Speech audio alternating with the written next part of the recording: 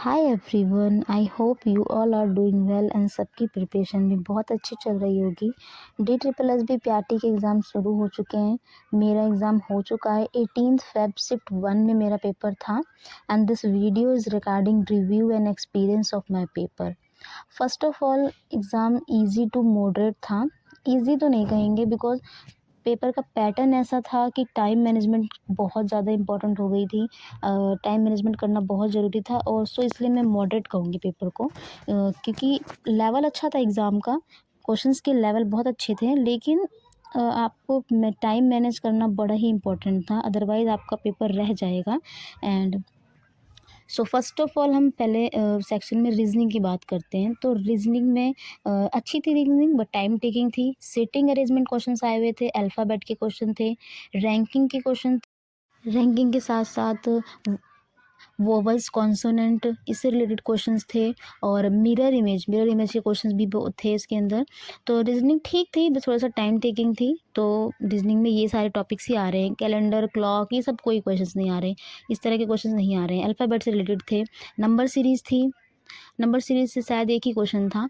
तो इस तरह से क्वेश्चन रीजनिंग में आ रहे हैं। मैथ में देखें तो मैथ में मैथ अच्छी थी, बस कैलकुलेटिव थी मैथ। 4-5 क्वेश्चन तो बहुत ही ज़्यादा टाइम टेकिंग थे, कैलकुलेटिव थे। सिंपल इंटरेस्ट से क्वेश्चन आ रहे हैं, परसेंटेज से क्वेश्चन आ रहे हैं, परसेंटेज से 3-4 क्वेश्चन थे, ईजी थे पर थोड़े कैलकुलेटिव थे। बट सो मैथ्स अच्छी थी। अर्थमेटिक बहुत ज़्यादा ही पूछी हुई है मैथ में। तो आप ये सारे कुछ टॉपिक्स हैं जो मैथ में आप कर सकते हैं। नंबर सिस्टम से कोई क्वेश्चन नहीं था। ऐसे तरह के क्वेश्चंस थे, परसेंटेज वगैरह। उसके बाद हम आते हैं जीके पे। तो जीके के 4-5 क्वेश्चन जो थे वो करंट अफेयर के थे। तो करंट अफेयर में से अवार्ड, अपॉइंटमेंट्स, ये सारे क्वेश्चन आ रहे थे। और उसके बाद हिस्ट्री बेस्ड क्वेश्चन थे। हिस्ट्री में आर्टिकल, ग्राम पंचायत का गठन कौन से आर्टिकल के तहत हुआ था, एक ये क्वेश्चन भी था इसमें। जीएनपी की फुल फॉर्म पूछी थी इकोनॉमिक्स से। ज्योग्राफी से एक क्वेश्चन था। तो कुछ इस तरह के क्वेश्चन आए हुए थे जीके में। और फिर आते हैं हम इंग्लिश पे। तो इंग्लिश में वोकैबुलरी थी, ईडियम, फ्रेजेस, सिनोनियम्स, एंटोनियम्स, आर्टिकल, ऐसे ही नॉर्मल क्वेश्चंस थे। और मैंने एग्ज़ाम से 2 दिन पहले ही मैंने किसी टेलीग्राम से कुछ वोकैब देखी थी, स्पेलिंग मिस्टेक्स वाले क्वेश्चंस भी देखे हुए थे। तो ये सारे क्वेश्चन वो मेरे लिए हेल्पफुल थे, उसमें से काफ़ी सारे क्वेश्चंस आए हुए थे।